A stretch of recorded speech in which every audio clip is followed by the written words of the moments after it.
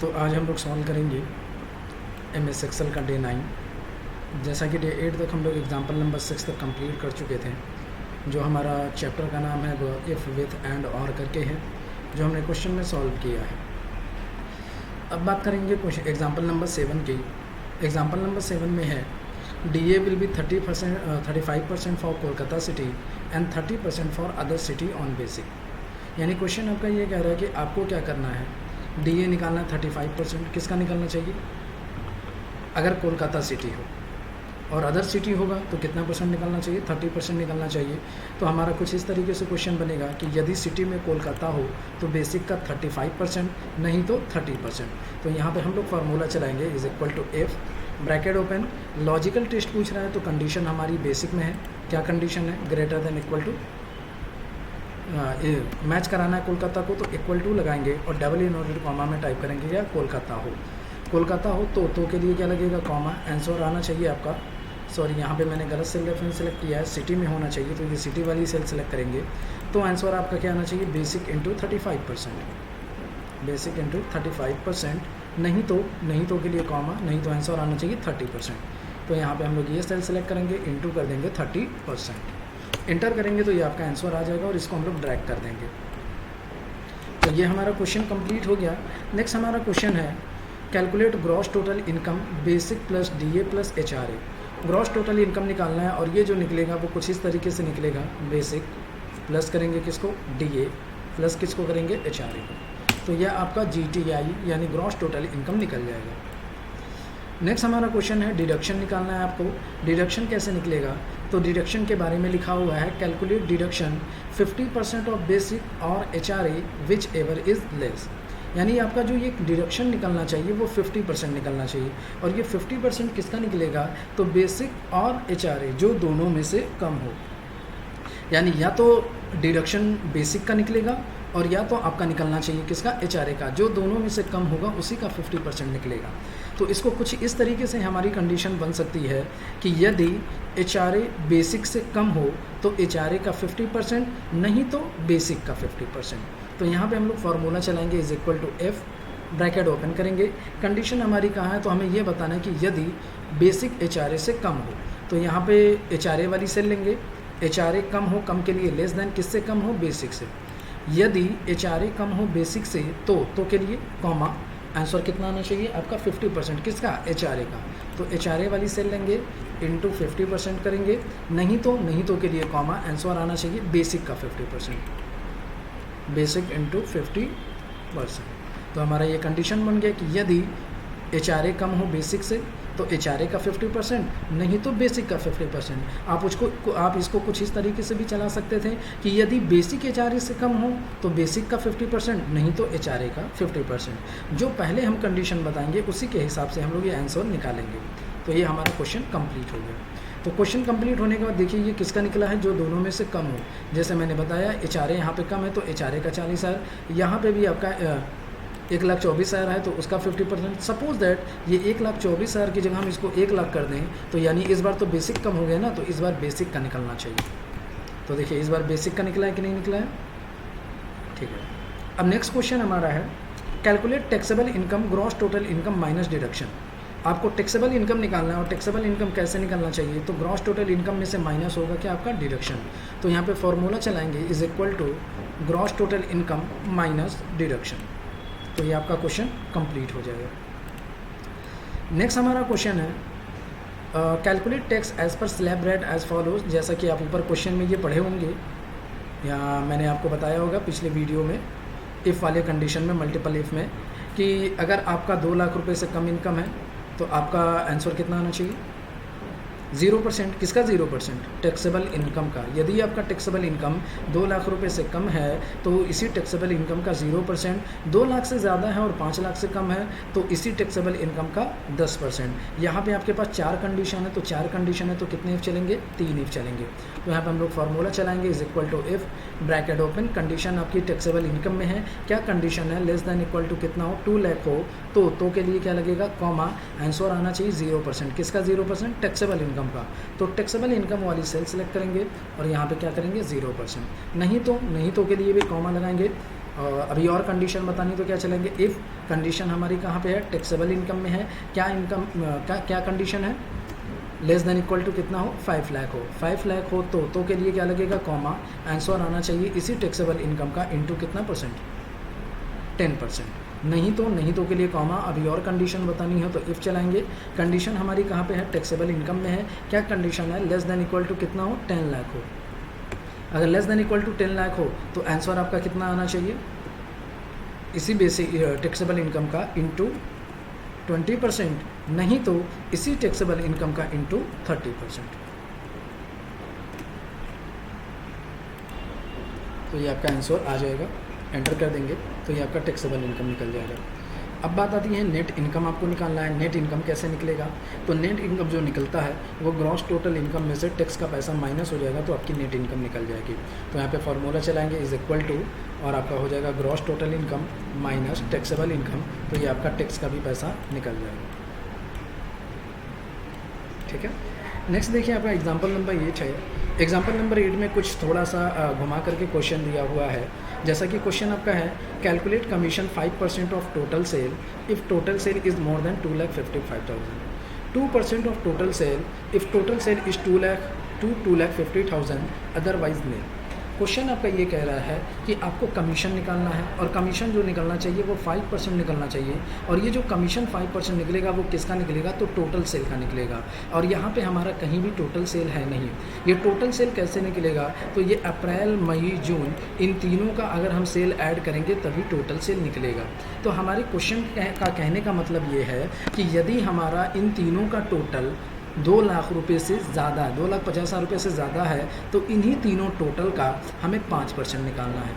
और अगर इन्हीं तीनों को टोटल का 2 लाख रुपये से ज़्यादा है टोटल, तो इसी टोटल का आपको 2% निकालना है, अदरवाइज़ नील। नील का मतलब कुछ नहीं। तो यहाँ पे कुछ कंडीशन इस तरीके से बनेगी, हम ये चाहते हैं कि यदि इन तीनों का टोटल ज़्यादा हो 2.5 लाख से, तो इन तीनों के टोटल से कितना परसेंट, 5%। तो टोटल करने के लिए, ऐड करने के लिए हम लोग फार्मूला चलाएंगे। इफ़ तो आपका कंडीशन है, लॉजिकल है, इफ़ के साथ हम लोग चला देंगे क्या, सम। टोटल करने के लिए सम चलाएंगे। अब सम में नंबर 1 नंबर 2 बोलेगा तो ये नंबर 1 नंबर 2 सेल हो जाएगा, ये तीनों ब्रैकेट क्लोज कर देंगे।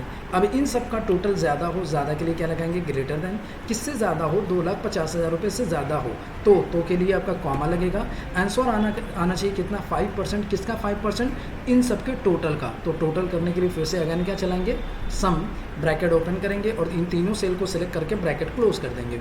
ये ऐड करेगा और फिर कितना परसेंट, परसेंटेज के लिए इनटू का सिंबल, कितना परसेंट, 5%। नहीं तो अभी और कंडीशन बतानी है तो इफ़ चलाएंगे, ब्रैकेट ओपन, और टोटल करना है तो टोटल करने के लिए क्या चलाएंगे, सम।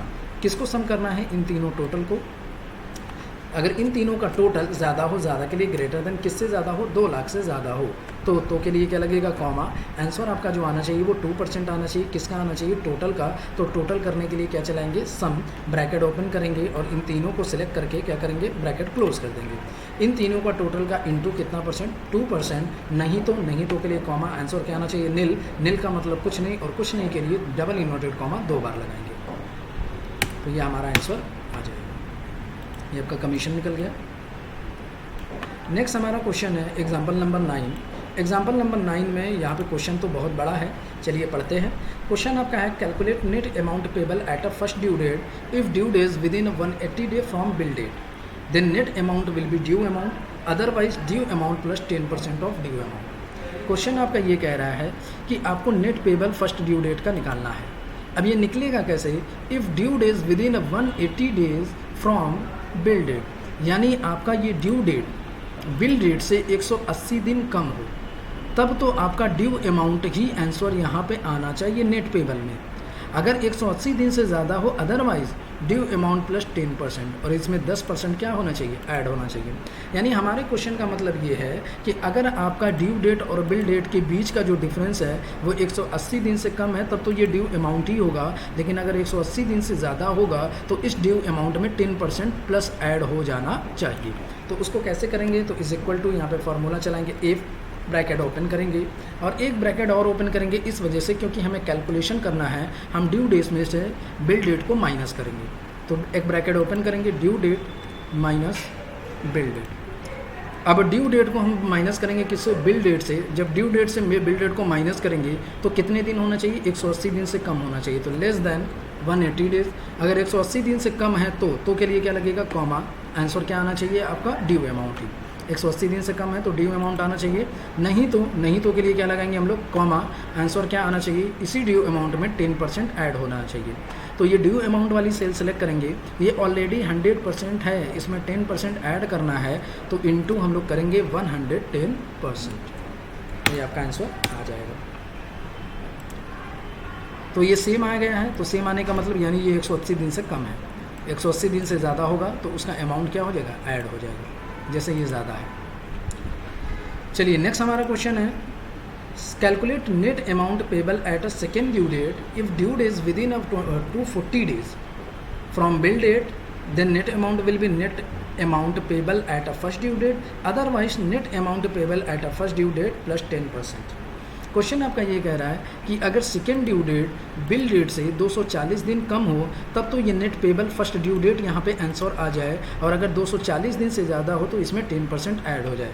उसी तरीके से ये भी फार्मूला चलेगा, is equal to if bracket open, एक ब्रैकेट और ओपन करेंगे कैलकुलेशन करने के लिए कि ये सेकेंड ड्यू डेट में से हम लोग माइनस करेंगे किसको, बिल डेट को। अगर ये सेकेंड ड्यू डेट को हम लोग माइनस करते हैं कितने दिन कम हो, लेस देन 240 डेज हो, तो के लिए कॉमा, आंसर आपका आना चाहिए कितना, ये net payable first due date आना चाहिए, नहीं तो इसी नेट पेबल में 10% ऐड होना चाहिए। तो ये ऑलरेडी 100% है, इसमें 10% ऐड कर देंगे,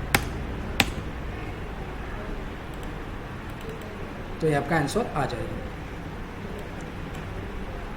नेक्स्ट हमारा क्वेश्चन है, calculate basic as per date of joining. Date of joining के हिसाब से आपको क्या करना है, बेसिक निकालना है। अभी तक तो देखिए आप क्वेश्चन करते थे कि टैक्स से नंबर निकालते थे, नंबर से टैक्स निकालते थे, नंबर से परसेंटेज निकालते थे, टैक्स से परसेंटेज निकालते थे। लेकिन इस बार जो आपका क्वेश्चन ये है वो ये है कि आपको डेट के हिसाब से क्या करना है, डेट के हिसाब से आपको बेसिक निकालना है, यानी नंबर निकालना है।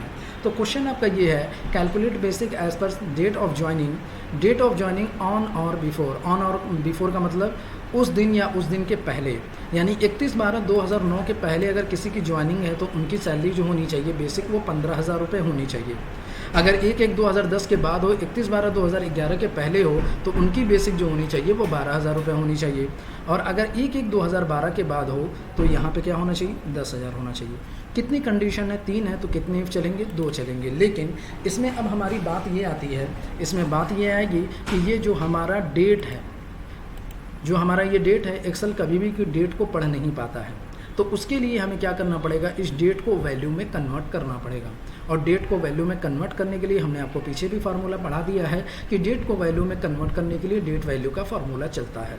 तो यहाँ पे कुछ इस तरीके से हम लोग फार्मूला चलाएंगे, is equal to if bracket open, condition हमारी कहाँ पे है, डेट ऑफ ज्वाइनिंग में है। क्या कंडीशन है, 31/12/2009 के पहले हो, पहले के लिए हम लोग लगाते हैं क्या, लेस देन, इक्वल टू पहले। अब ये डेट को तो पढ़ नहीं पाएगा, इसी वजह से हम लोग डेट वैल्यू का यहाँ पे फार्मूला चलाएंगे।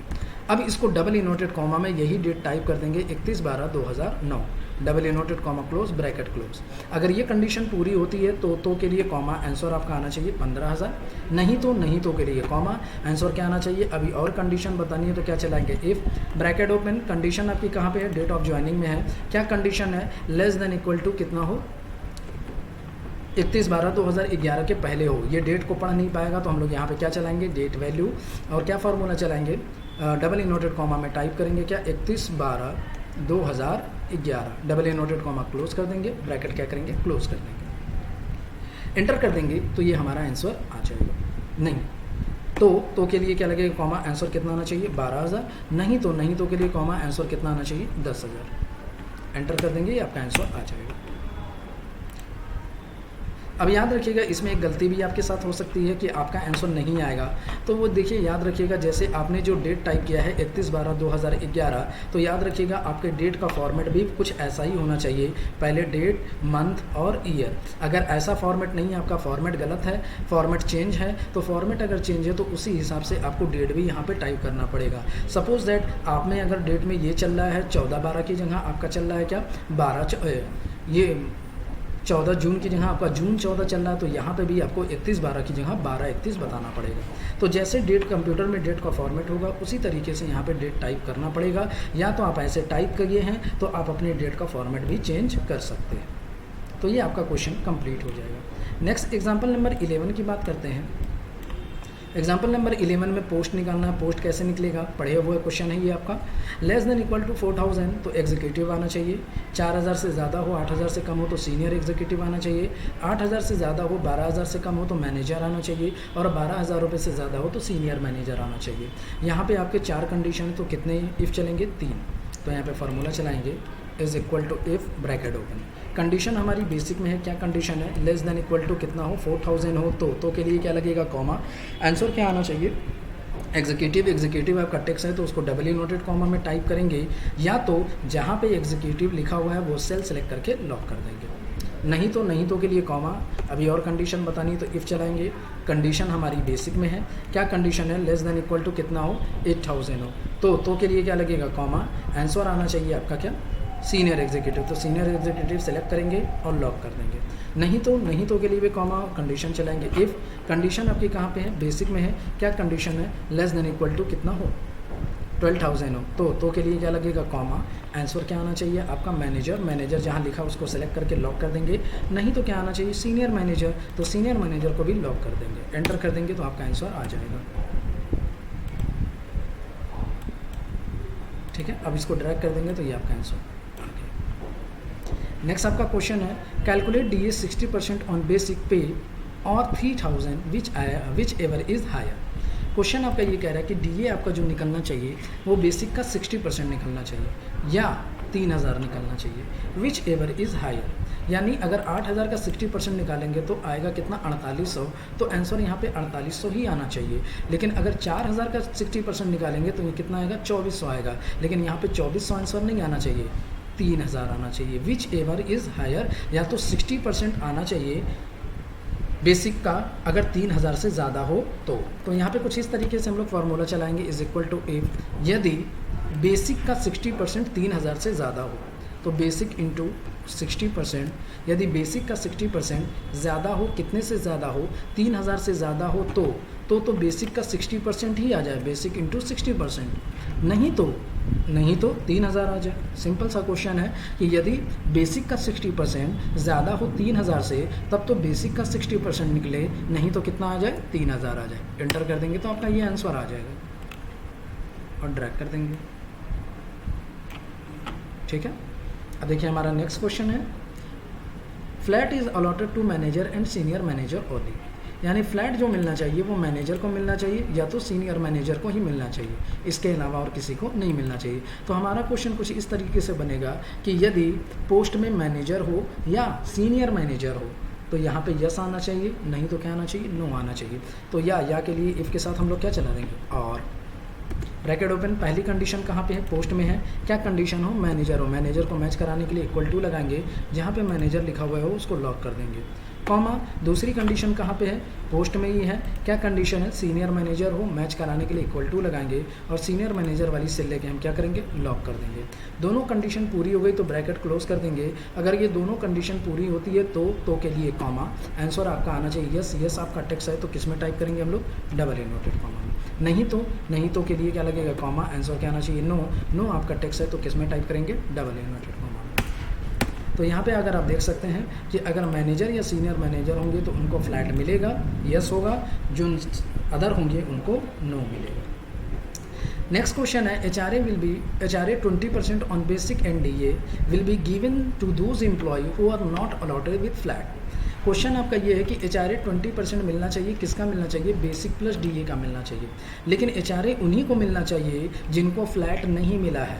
तो हमारा क्वेश्चन कुछ इस तरीके से बनेगा कि यदि फ्लैट में नो हो तो बेसिक प्लस DA का 20%, नहीं तो कुछ नहीं।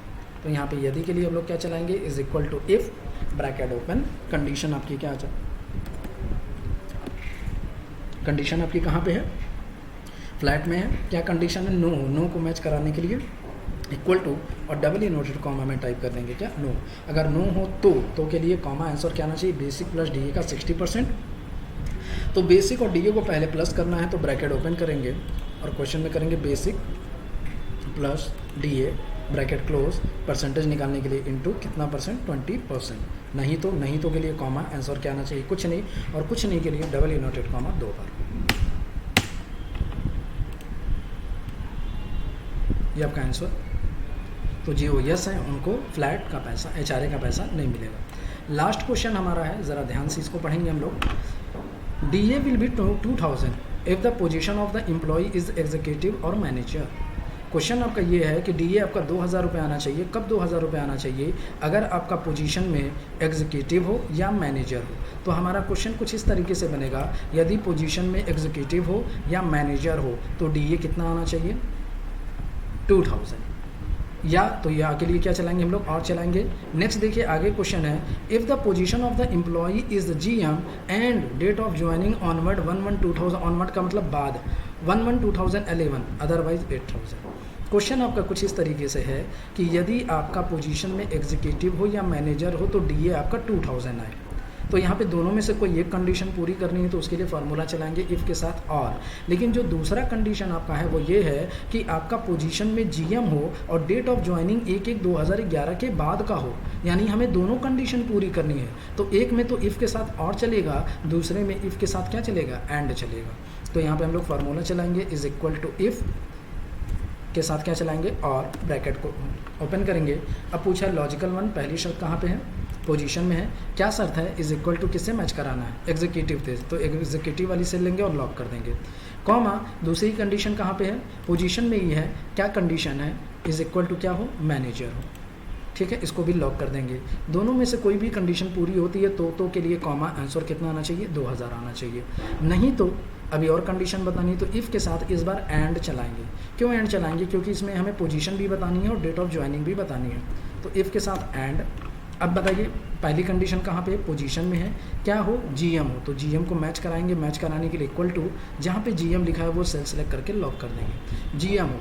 कॉमा दूसरी कंडीशन कहाँ पे है, तो डेट ऑफ ज्वाइनिंग में है, और डेट ऑफ ज्वाइनिंग में क्या है कि 1/1/2011 के बाद का हो। बाद के लिए हम लोग क्या लगाएंगे, ग्रेटर देन, और 1/1/2011 ये डेट है, तो डेट हमारा ये एक्सेल पढ़ नहीं पाएगा, तो उसको हम डेट वैल्यू में कन्वर्ट करेंगे। डेट वैल्यू में कन्वर्ट करने के लिए यहाँ पे डेट वैल्यू का फार्मूला चलाएंगे, ब्रैकेट ओपन करेंगे और डबल इनवर्टेड कॉमा में टाइप कर देंगे क्या, 1/1/2011, double inverted comma close, bracket close. अब यहाँ पे 2 ब्रैकेट क्लोज होगी, एक डेट वैल्यू का और एक एंड का। अगर ये दोनों कंडीशन पूरी होती है तो के लिए क्या लगेगा, कॉमा, आंसर आपका आना चाहिए 5000, अदरवाइज आपका आंसर क्या आना चाहिए 8000। तो यहाँ पे हम लोग टाइप कर देंगे क्या, 8000।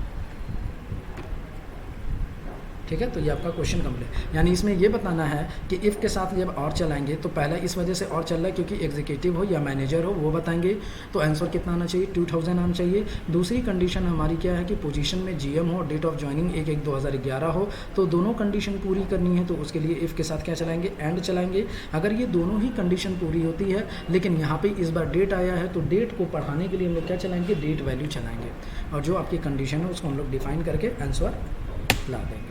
एंटर करेंगे तो ये आपका आंसर आ जाएगा।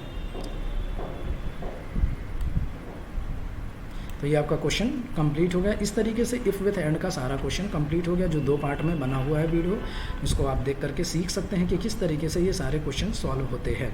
नेक्स्ट हम बात करेंगे काउंटिव की, तो ये हम पढ़ेंगे नेक्स्ट वीडियो में। डे एक्सेल का ये 9 है, डे 9 है। अब हम लोग इसको पढ़ेंगे डे 10 में, तो इसके लिए नेक्स्ट वीडियो का वेट करें, अपलोड हो जाएगा।